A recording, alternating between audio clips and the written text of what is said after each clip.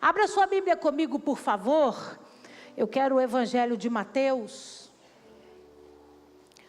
capítulo 1.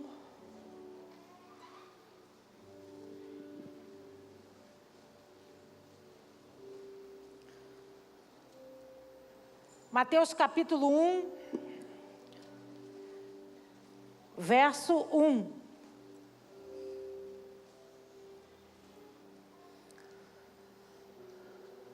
Você achou? Diga amém. Assim diz a palavra do Senhor para nós essa noite. Livro da genealogia de Jesus Cristo, filho de Davi, filho de Abraão. Abraão gerou Isaque, Isaque a Jacó, Jacó a Judá e seus irmãos. Judá gerou Tamar, a Pérez e a Zera. Pérez gerou a Hezrom, Hezrom a Arão. Arão gerou a Aminadab, Aminadab a Naasson, Naasson a Salmão.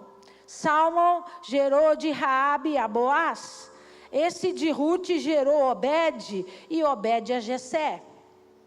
Jessé gerou ao rei Davi, e o rei Davi a Salomão, da que fora mulher de Urias. Salomão gerou a Roboão, Roboão a Abias, Abias a Asa. Asa gerou a Josafá, Josafá a Jorão, Jorão a Uzias. Uzias gerou a Jotão, Jotão a Acás, Acás a Ezequias. Ezequias gerou a Manassés, Manassés a Amon, Amon a Josias. Josias gerou a Jeconias e os seus irmãos no templo do exílio na Babilônia. Depois do exílio na Babilônia, Jeconias gerou Salatiel, e Salatiel a Zorobabel. Zorobabel gerou a Abiúde, Abiúde a Eliaquim, Eliaquim a Azor. Azor gerou a Zadok, Zadok a Aquim, Aquim a Eliúde. Eliúde gerou a Eleazar, Eleazar a Matã, Matã a Jacó. E Jacó gerou a José, marido de Maria, da qual nasceu Jesus, que se chama o Cristo. De sorte que todas as gerações, desde Abraão até Davi, são 14. Desde Davi até o exílio da Babilônia, 14. E desde o exílio da Babilônia até Cristo, 14. Feche os seus olhos e abaixe a sua cabeça. Senhor, meu Deus e meu Pai, em nome de Jesus, essa é a tua santa palavra. E nós nessa noite queremos mergulhar nas suas histórias e na sua escritura para receber a melhor parte. É por isso que eu me escondo atrás da cruz de Cristo, à sombra do Onipotente. Eu peço que o Senhor tome esse lugar que é teu de honra e direito. E ministre aos corações daqueles que estão dispostos a ouvir, na autoridade do nome de Jesus. Amém, amém, amém. Você pode aplaudir ao Senhor?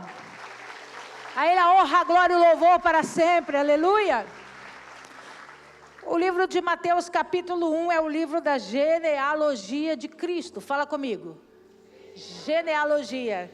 O que significa isso? Desde os princípios, a Bíblia começa a relatar para nós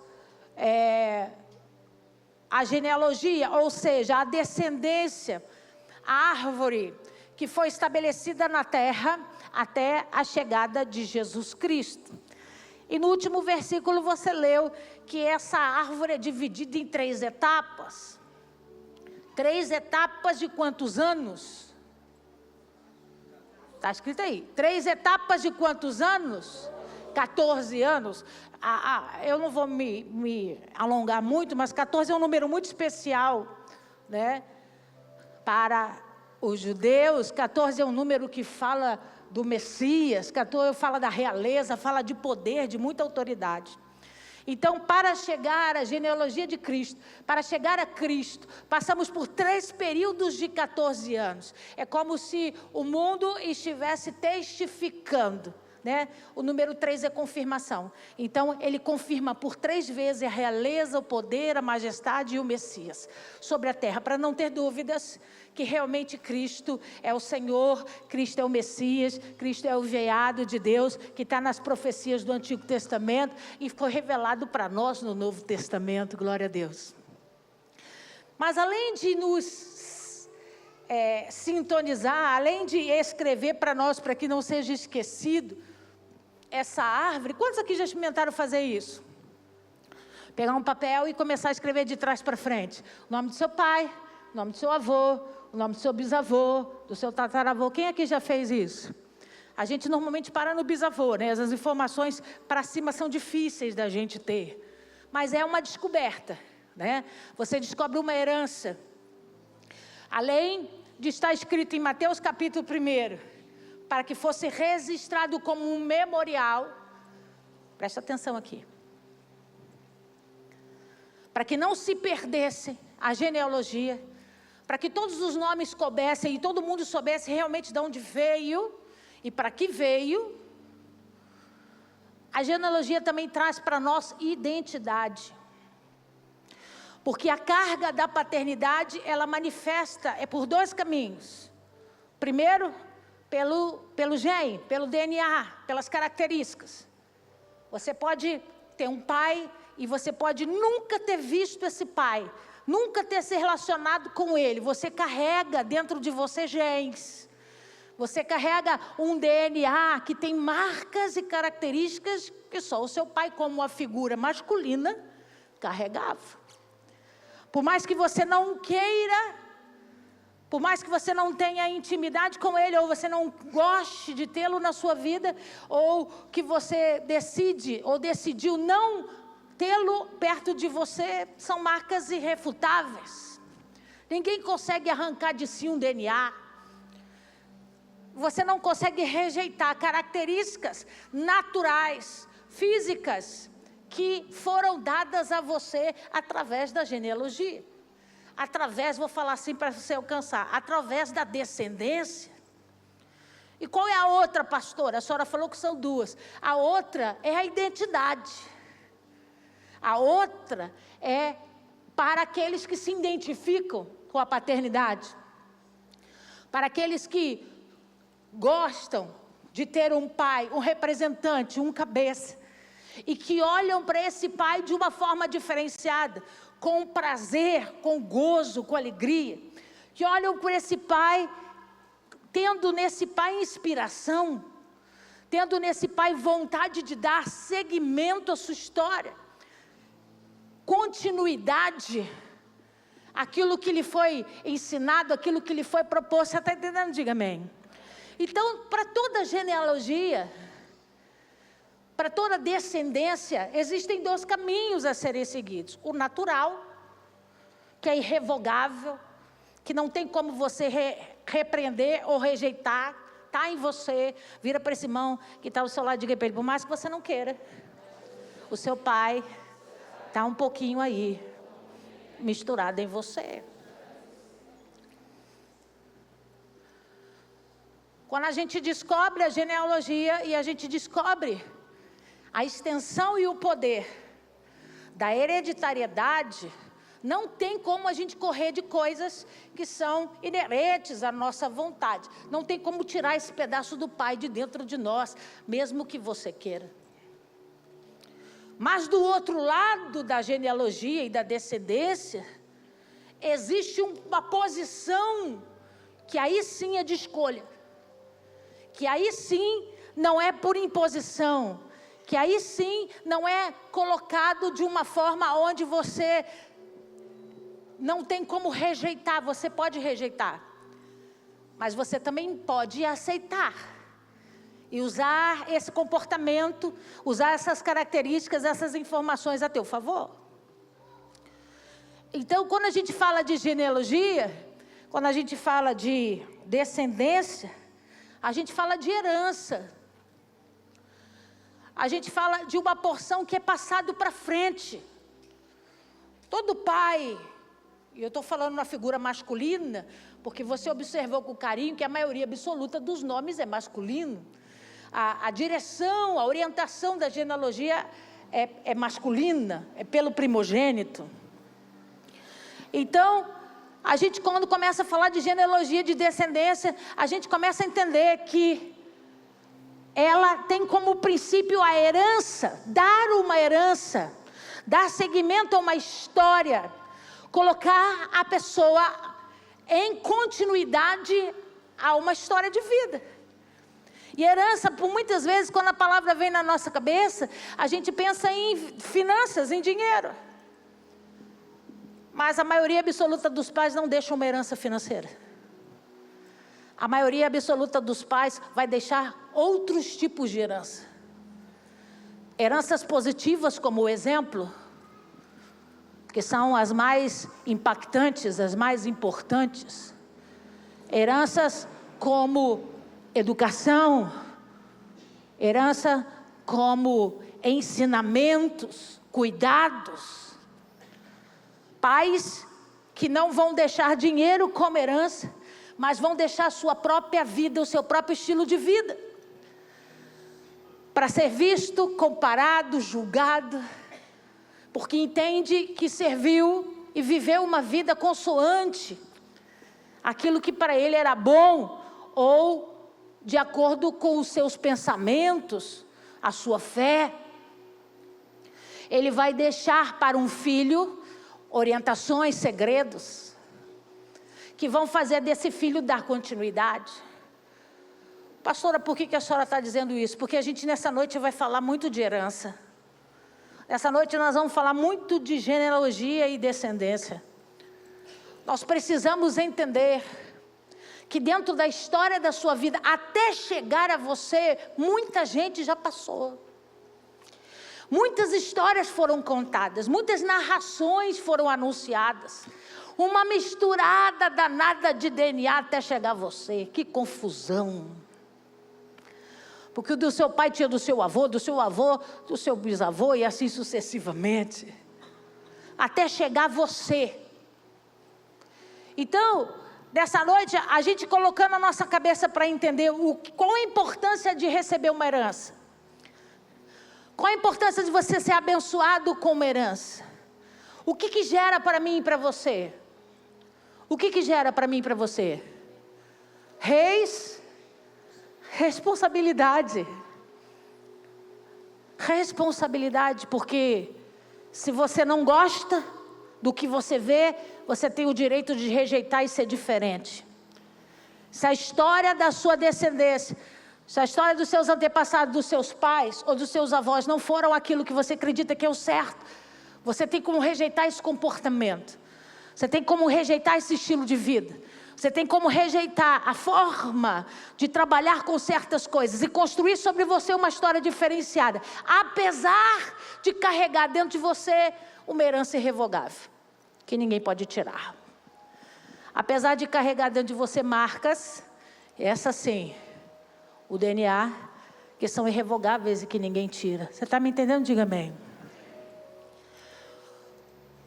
Quando a gente fala de herdeiros, nós estamos falando de pessoas que receberam dos seus pais coisas. Dinheiro, comportamentos, exemplos ou maus exemplos. Pessoas que receberam cargas espirituais, palavras de bênção ou de maldição. Pessoas que foram descritas pelos seus pais de forma positiva ou negativa. Uma série de coisas são alinhadas quando nós falamos de herança. É por isso que é muito difícil mapear a história da sua vida. Porque não basta eu saber o nome do seu pai, não basta eu saber o nome da sua mãe, eu preciso saber que tipo de herança ele deixou para você. Herança verbal, herança financeira, herança no caráter, herança nas transgressões e nas maldições, herança em posicionamento de pecado. Tudo isso é herança, e que nós vamos ter que trabalhar. Para pensar um pouco comigo.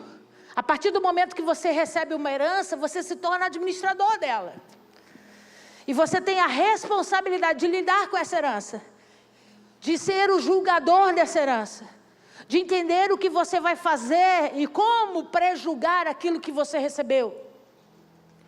Como se comportar para aprender a fazer o que é certo, ou simplesmente passar para frente, como se aquilo não tivesse importância. Eu vim aqui nessa noite para dizer para você que toda herança tem muita relevância diante de Deus. tem muita importância diante de Deus. Todos os nomes que nós lemos na Bíblia Sagrada, que você leu aí, a partir de Abraão, que narra o seu filho, e o filho dos seus filhos, e assim sucessivamente, ele vai falar de nome de homens, muitos famosos para nós. Homens que escreveram as suas histórias. Nós vamos encontrar bons testemunhos e maus testemunhos, você concorda comigo? Dentro de todos esses nomes, nós vamos nos lembrar de histórias. O pastor Jorgimar falou do Davi. Quem que o Davi se tornou? Rei. O Davi era o quê quando era pequeno? Pastor de ovelhas. O nome dele está aqui. Mas além do nome dele estar aqui, você conhece a história dele. Por quê, pastora? Porque ele fez questão de marcar a sua identidade. Qual era a história do seu pai Jessé, que também está aqui na Bíblia Sagrada? Um homem que o teve fora do casamento, um comportamento adúltero, que aborrece o Espírito do Senhor. Jessé traz Davi para morar junto com seus outros filhos, e introduz Davi numa família de irmãos, que não são deles 100%, é só por parte do Jessé. Quando Davi observa a história do seu pai, que o colocou para treinar, o colocou para cuidar das ovelhas, Davi faz uma escolha. Davi escolhe conduzir a sua vida de uma forma diferente. Davi resolve ter uma vida semelhante, o máximo que ele podia, com a vontade de Deus. É por isso que nós vamos achar o nome de Davi nas Escrituras, histórias maravilhosas do rei Davi, porque ele fez diferença. Da mesma forma, nós vamos ler aqui sobre Salomão. Quem foi Salomão? Filho do Davi, que se tornou o quê? Rei de Israel, o famoso Salomão, que fez um pedido, que Deus deu a ele a opção de fazer um pedido, e ele pediu o quê? Sabedoria. Está escrito nas Escrituras, uma herança deixada para mim, para você. Você está me alcançando? Então, nós vamos ler nomes nesses 3 períodos de 14 gerações, nomes importantes, nomes que marcaram, mas você também vai observar nomes que você nunca ouviu na Bíblia. Sim ou não? Nós lemos aqui muitos nomes, você não sabe nem quem é. Às vezes é até difícil de pronunciar, né? Uns nomes esquisitos, né? Ou vai gostar de nome esquisito assim lá em casa. Gente que a gente não sabe que é, ou que fez, ou que marcou de diferença. Por quê? Porque a Bíblia não fez questão de contar a história deles. A Bíblia não fez questão de relatar a história deles. Por quê, pastora? Porque passaram pela experiência da herança, sem escolher um papel diferenciado, sem escolher um posicionamento que marcasse gerações. Eu não sei se você está conseguindo alcançar onde eu quero chegar, mas eu preciso dizer nessa noite, na autoridade do nome de Jesus, é de nossa responsabilidade escolher onde nós vamos chegar. É de nossa responsabilidade escolhermos que parte da herança nós vamos usar para que os nossos nomes estejam escritos como testemunha de quem serviu a Cristo com honestidade, como testemunha de alguém que fez a obra de uma forma especial. Quando você morrer, o que as pessoas vão contar no cemitério? Porque é um lugar onde todo mundo é bom, né? Os traficantes são bons, os ladrões são bons, os homicidas são bons. Por quê? Porque ele tem mãe, ele tem pai, ele tem uma família, tem uma história de genealogia ali. Mesmo ele não tendo decidido fazer coisas boas, ele carrega uma marca, ele carrega uma identidade, ele carrega um DNA. Você está me entendendo? O que eu vim aqui dizer para você nessa noite é que toda descendência tem uma herança, e todos aqueles que recebem dessa herança têm o destino de escolher o que vão fazer com ela.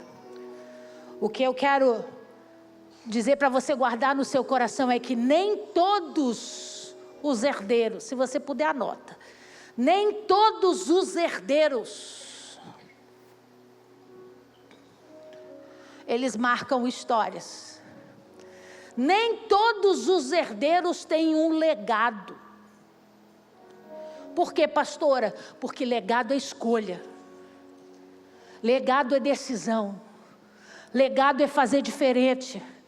Legado é assumir responsabilidade. Legado é dar identidade ao que você faz. E dentre todos esses nomes que nós lemos, alguns tiveram legados e deixaram legados para nós.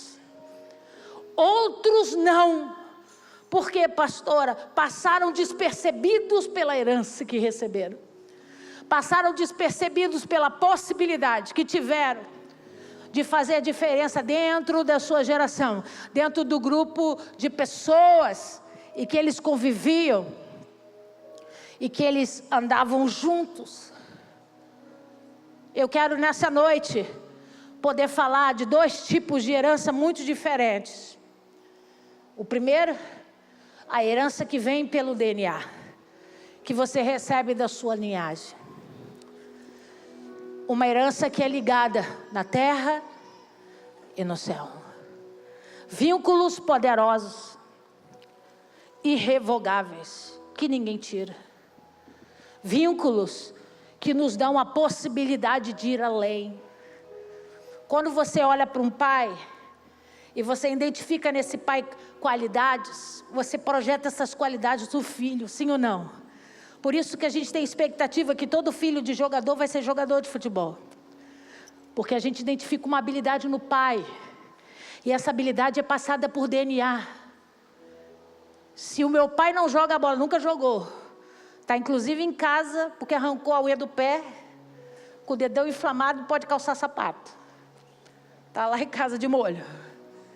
Nunca jogou bola. Era ruim demais com o futebol. A probabilidade de eu nascer com uma tendência a habilidades nos pés é mínima. Pode acontecer? Pode, mas é raro. Por quê? Porque são expectativas que são passadas por DNA. Quando a gente vê um bom médico, a gente acha logo que o menino vai ser o quê? Médico. Que o filho vai seguir a identidade do pai, porque ele recebe características, ele vive a rotina, ele entende como funciona, aí cabe a ele decidir se ele vai querer aquilo para ele ou não. Vira para esse irmão que está ao seu lado e diga para ele: você tem o livre-arbítrio para escolher que tipo de herança você vai administrar. Agora existe uma herança, essa, irmão, não tem como correr. Uma vez que o vovô levantou a mão, entregou a vida para Jesus e mudou toda a história da sua geração, porque a palavra de Deus vai dizer que até 4 gerações Deus amaldiçoa, né? Aqueles que se envolvem com as coisas que Deus abomina, mas a partir dali para frente, quando você quebra essa força, se declarando filho de Cristo, o poder de Deus vem sobre você e uma nova oportunidade de viver, uma chance entra, e ali você recebe um DNA que não é físico, mas um DNA que é espiritual. E aí esse vovô vai gerar um filho. E quando esse filho nascer, ele vai dizer para ele: o papai errou, hein? Que o papai seguiu no caminho da idolatria, mas ele encontrou Cristo, ele entregou a vida para Jesus, ele mudou de vida, e eu quero que você viva Cristo por todos os dias da sua vida. E esse DNA é incorporado à vida desse menino. E aí esse filho vai ter um filho. E ele vai colocar sobre ele, mais uma vez, o poder, o peso desse DNA espiritual. Esse poder irrevogável. Irmãos, eu posso ter patentes nos meus ombros espiritualmente falando, porque foram conquistadas por muitos anos, por dedicação, por zelo, mas nenhuma delas é por conta de herança. Eu não tive vovô na presença de Deus, bisavô na presença de Deus. Meu pai converteu quando eu converti junto, toda a família desceu as águas juntas, em 1998. Eu não tenho patentes de herança espiritual. Eu não tive ninguém com discernimento em Cristo que anunciasse o meu nascimento e profetizasse sobre mim as coisas que eu vivo hoje. Por quê? Porque não tínhamos sabedoria para isso. Não vivíamos nesse caminho. Então as patentes que eu conquistei hoje com Cristo foram mediante esforço, mediante estudo, mediante trabalho, não por herança. Mas essa noite, eu vou apresentar para vocês a nossa pastora de jovens, que recebeu uma unção por herança. Ela podia tentar fugir por todos os caminhos do mundo. Ela podia tentar ser qualquer coisa da face da terra. E acha até que Deus permitiria, porque respeita o livre-arbítrio. Mas na esquina a unção pegava ela. Quando ela enxergasse o oprimido, o algemado, quando ela enxergasse a dor do que vive sujeito às opressões do diabo, algo dentro dela ia revirar. Por quê, pastora? Porque tem um DNA espiritual na vida dela, que veio para marcar a história de uma casa, de uma família. Uma responsabilidade, uma herança com responsabilidade. E ai de você que não honre a vida do vovô, né não? Que não honre os feitos do vovô, a herança que veio do papai para ela. O que eu quero dizer é que a pastora Lígia foi beneficiada por uma herança, amigo, que tem um poder enorme. Uma herança que é passada de pai para filho para cumprimento solene da vontade de Deus sobre a terra. Pastor, é obrigatório todo filho de crente ser pastor? Não. Por quê? Porque o legado é opcional. Você escolhe segui-lo ou não. Você escolhe vivê-lo ou não. Mas quando você diz sim, aquilo que já está em você, irmãos, a ferramenta se aperfeiçoa. É como se Deus renovasse aquele óleo a cada dia, a cada momento. E uma história poderosa viesse sobre nós. Hoje tem festa no céu. Hoje tem festa. Não só pela pastora, claro, pelo pastor Bruno, pelo pastor Geisel também, mas especificamente porque alguém decidiu seguir a herança espiritual que foi determinada pelos seus. Alguém que não se envergonhou numa época onde falar de diabo e de demônio afasta as pessoas. Numa época onde nós queremos ouvir coisas que nos agradam. Situações que são mais fáceis de lidar. E decidir carregar um DNA com uma unção irrevogável que habita dentro dessa estrutura familiar. É uma decisão que move gerações.